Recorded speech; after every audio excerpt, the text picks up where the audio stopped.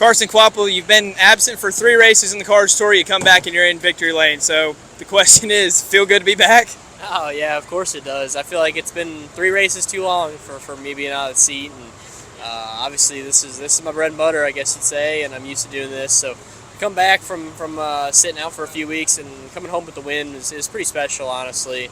I feel like our year hasn't been as many wins as I guess is what we're used to and what we want. And, 3 wins is obviously huge, and it's great. I'm sure about a lot of people would be super satisfied just to have 1 win in this series, just how tough it is. But yeah, I mean it's been a tough time sitting out, and obviously I'm busy running the Xfinity car and doing other things. But I'm definitely keeping up on this late model stuff and just paying attention. Obviously, still working in the shop every day, so it's not like I've been completely out of it. I'm still in the mix, I guess you'd say. So.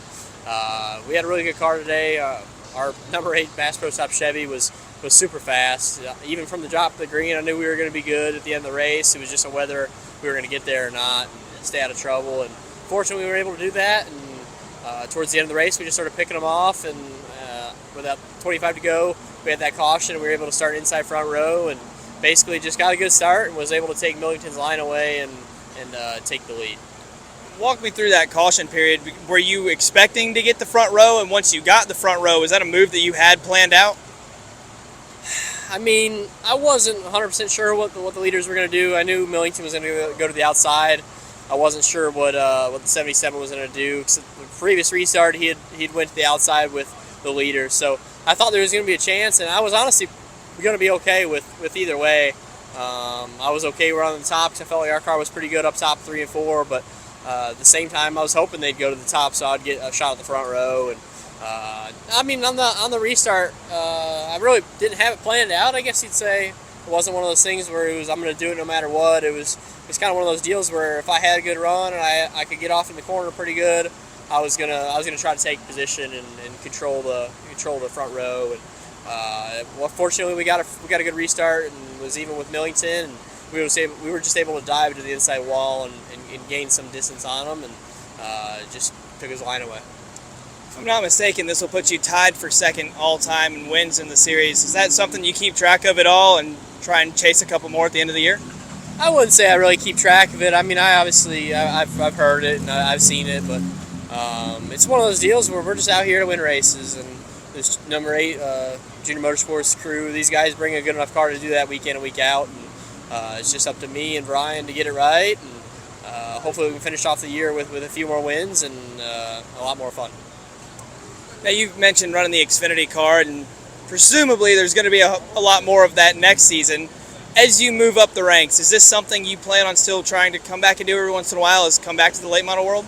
Yeah, I don't really know what my plans are next year, to be honest with you. It's one of those deals where obviously everyone knows we're trying to work on putting a deal together, but obviously it's all about funding and sponsorships. So trying to work things out right now to maybe set something up for next year. But obviously if that doesn't really work out, I can always fall back on this number 8 car here, and I'm more than happy to do that. This late model stuff's a lot of fun. It's kind of what I've grown up doing, and it's what I know. It's a lot of fun to me, and I really enjoy coming out here with these guys and racing. Last question for you. You've accomplished a lot in a late model stock car, but one that you don't have is a Martinsville 300. That's up next. How are you feeling about your chances, and is this kind of the one you've had circled? It is. I mean, my first year there, we finished second to Peyton. I thought we had a little better car than him, so ever since then, it's kind of one of those deals where we've been chasing it, and I think we've finished second the first year, finished third the next year. So obviously this year, we've shown we were capable of running good at Martinsville and putting ourselves in a good spot at the end of the race. It's just all about being there. Thank you. Being there, surviving the heat races, and just having a good car, which I think we will, and hopefully we stay out of trouble and we're up towards the front. Thank you.